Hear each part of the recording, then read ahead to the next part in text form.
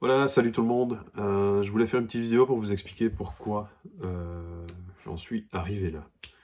Donc, on parle bien du choix du véhicule. Ici, donc, on va aller prendre livraison de la Tesla, la Model 3 Performance. Mais avant ça, je voudrais quand même vous expliquer pourquoi j'ai choisi ce modèle. Donc, j'ai besoin d'un véhicule qui puisse transporter facilement 5 personnes. Donc, l'idée n'était pas non plus d'investir dans un grand véhicule. Voilà. Mais néanmoins, quand je fais les calculs, quand je regarde un peu ce qu'il y avait sur le marché, je tombais relativement rapidement sur Volvo, la V90, la V60 en T8 hybride. Bon, j'aurais voulu le XC90, mais voilà, c'est quand même un budget hautement supérieur. Si vous voulez un XC90 T8, ouais, il faut 80 à 90 000 euros, donc 90 000 euros. Là où un V60, V90, on est à 15-20 000 en moins. Euh, Mais ce qui m'embêtait aussi, c'était cette histoire des 5 000 euros de mise en circulation, parce qu'en Belgique, oui, si vous achetez un véhicule qui est un peu, comment dire, un peu puissant, ben vous êtes vite à la tranche des 5 000 euros. Donc c'est, de souvenir, 150 kilowatts, au-dessus de 150 kilowatts, c'est 5 000 euros de mise en circulation. Donc aujourd'hui, un hybride, à part aller chercher chez Toyota un petit hybride, ouais, enfin, voilà. En même temps, j'ai envie de me faire plaisir, quoi. Donc je vais pas aller chercher une voiture qui a 150 chevaux en hybride, ça m'intéresse pas, quoi. Donc me voilà en route vers une V90. Et en fait, en rencontrant un papa à l'école de mes filles, qui lui a une Tesla, on discute et je lui dis, ah, alors ça va, ça fait pas trop mal quand même de payer 5 000 euros de mise en circulation. Il me dit, 5 000 euros? Bah non. Enfin, il dit, j'ai pas de mise en circulation. Comment ça? Puis je me dis, ah ouais, à mon avis, il a immatriculé en Flandre, ou c'est pas encore tout à fait le même. Il me dit, non, non, les véhicules électriques, peu importe la puissance, il n'y a pas de mise en circulation, il n'y a pas de taxe de mise en circulation. Et il me dit, la taxe de circulation, c'est 71 euros par an, 71 euros.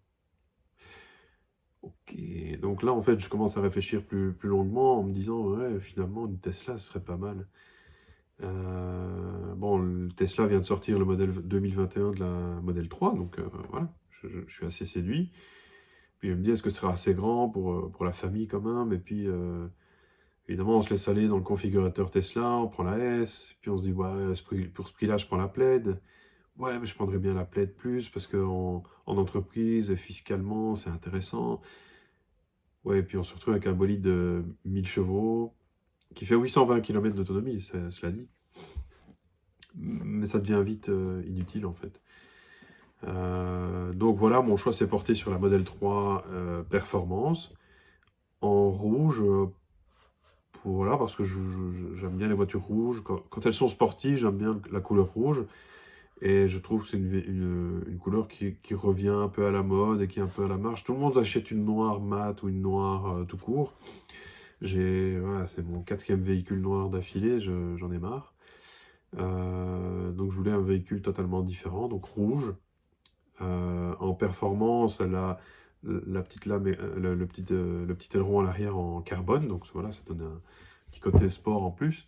Les jantes de 20 pouces qui, elles, sont noires, et il n'y a pas de chrome sur la version 2021, donc tout est noir. Donc les tours de fenêtre, les poignées de porte, quelques détails par-ci par-là qui sont noirs, donc ça m'intéressait aussi. J'aime bien le chrome, mais c'est vrai que sur une sportive, le noir porte bien. Et alors à l'intérieur, j'ai pris blanc. Les grands habitués au scandale me disent, oh, blanc, t'imagines, t'es fou, c'est salissant. Ouais, on s'en fout, enfin, blanc, c'est beau. Et puis, j'ai regardé quelques vidéos de youtubeurs qui ont acheté un intérieur blanc et qui disent, voilà, ça s'entretient super bien. Bon, après, j'imagine que si t'as un chien ou, voilà, si t'as des conditions d'utilisation qui sont un peu rock'n'roll, le blanc, c'est peut-être pas évident, mais moi, ça va, quoi. Donc voilà, fiscalement, c'est intéressant, c'est une bombe. Voilà, enfin, si on additionne la puissance des moteurs, on est à 515 chevaux.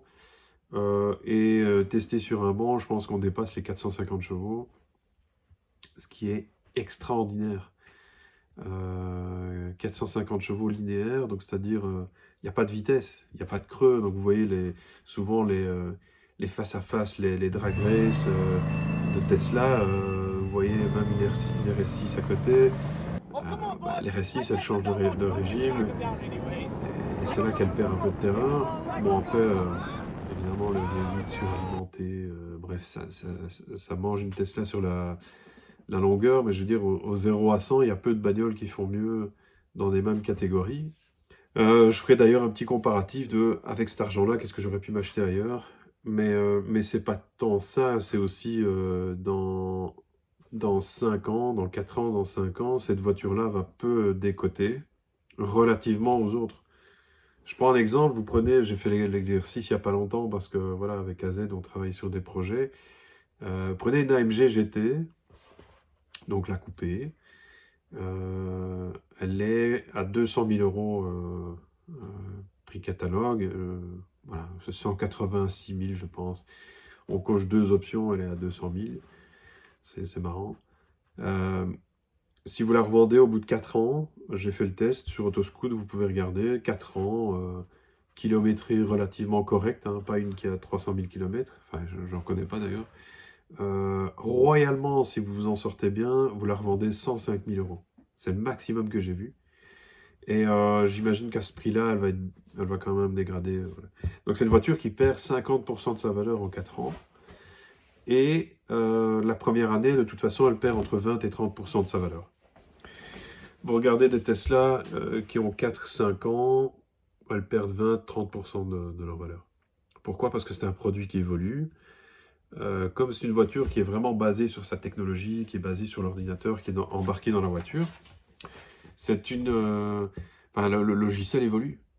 Donc voilà, je ferai un petit comparatif avec 71 000 euros, avec 71 000 euros, qu'est-ce que j'aurais pu m'acheter?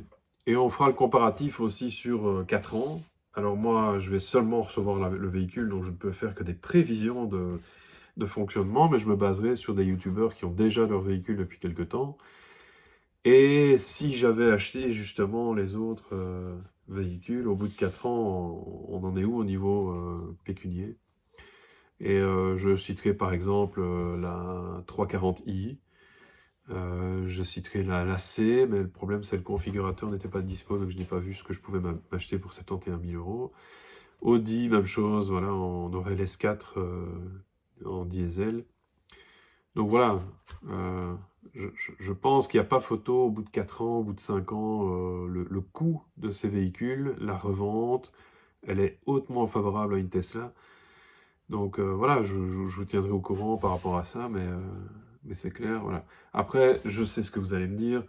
Ouais, mais Norman, quand tu ouvres une Merco ou une BM, t'as pas la même impression que quand tu ouvres une Tesla. C'est vrai, c'est vrai. Je trouve que la Tesla pêche un peu par sa qualité de matériaux de finition intérieure.